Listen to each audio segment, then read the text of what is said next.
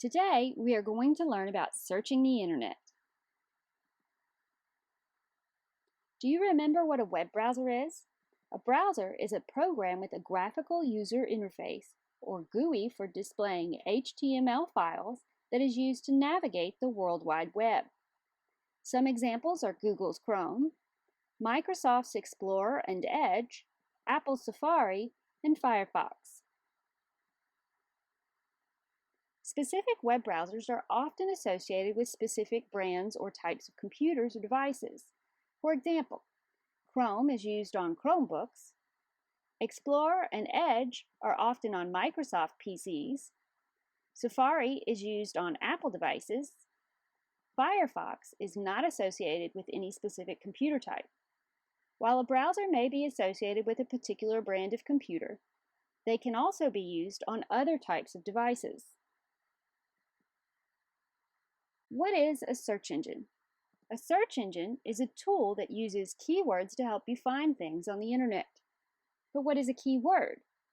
A keyword is a word or phrase that tells the search engine what to look for. The search engine uses the keyword or keywords to show a list of websites called search results. There are many different types of search engines. Some examples are Google.com, Bing.com, Ask.com, or Yahoo.com. Each one shows different results. It is a good practice to use more than one to find what you want.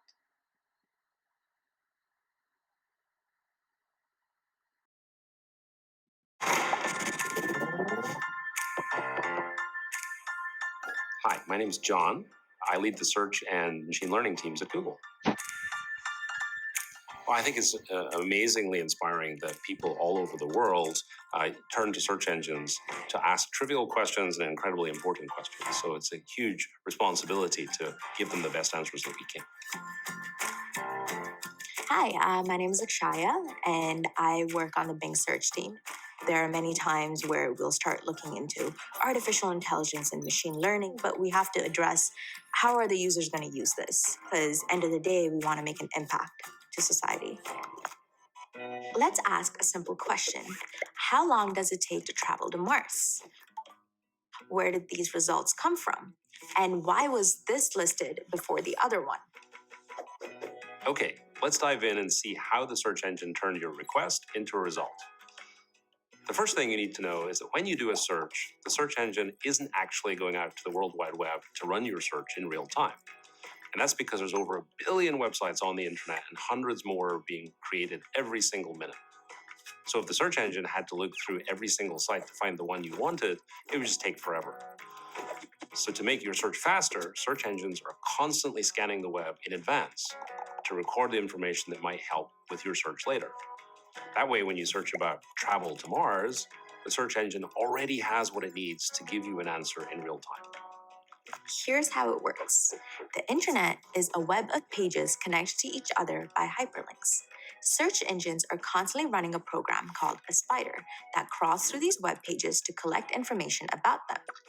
Each time it finds a hyperlink, it follows it until it has visited every page it can find on the entire internet. For each page the spider visits, it records any information it might need for a search by adding it to a special database called a search index.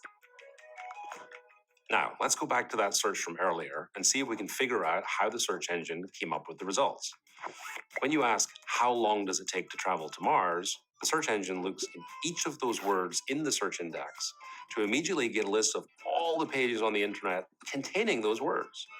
But just looking for these search terms could return millions of pages, so the search engine needs to be able to determine the best matches to show you first. This is where it gets tricky, because the search engine may need to guess what you're looking for.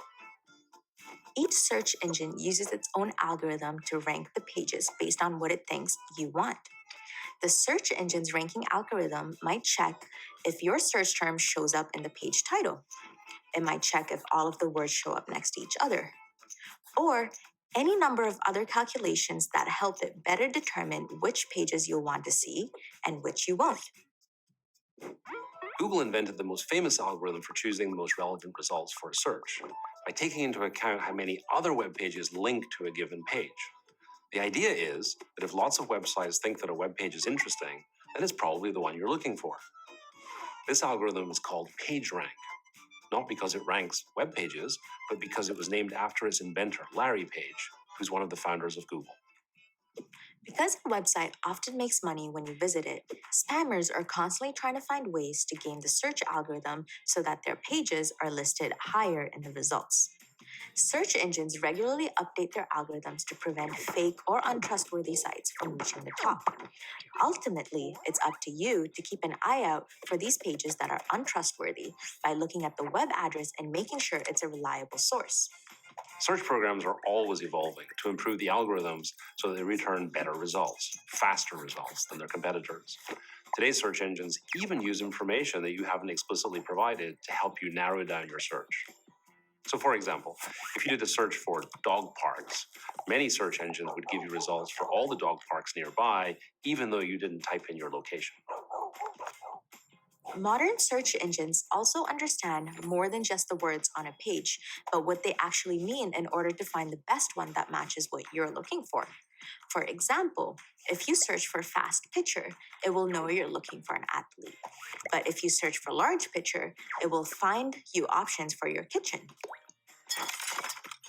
To understand the words better, we use something called machine learning, a type of artificial intelligence. It enables search algorithms to search out not just individual letters or words in the page, but understand the underlying meaning of the words.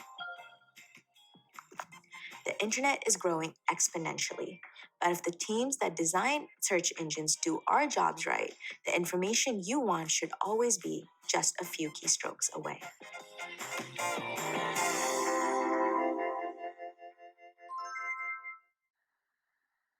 Search engines are very helpful. They want you to find what you need.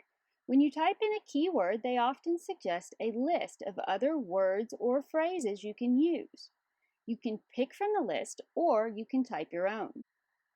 When you use a search engine, it shows a list of websites that match your keyword. Each result gives you lots of information to help you decide if the website has what you want. Each result will tell you a web page title, give you a list of similar web pages to view, give you the URL, and give you a description of the website and the type of information found on that website. The information shown in the search results is important. You don't want to just click on the first website listed in the search results. It might not have the information you're looking for. Instead, you should look at the URL because it gives you clues about the web page. You should also look for names that you know, such as National Geographic or other well-respected publications. Look for the type of web page by looking at the domain.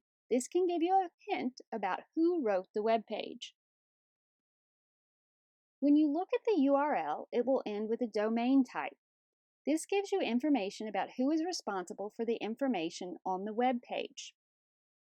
Websites that end in .gov mean the web page is written by the government and can generally be trusted as having accurate information. .org means the web page is written by an organization, which is usually nonprofit. They usually have good information. However, they also often have a bias, which means they will give information that best supports their cause. .edu means the web page is written by an educational organization, such as a university. .com usually means the web page is written by a business. However, because .com is so commonly used, many other types of groups use it as well, including our own school district. Search engines can help you limit your search. For example, you might want to find only pictures or video. Search engines can help you limit your search. For example, you might want to find pictures or a video. By clicking images, it will show you only graphics or pictures. The All link will show you all the results on the World Wide Web.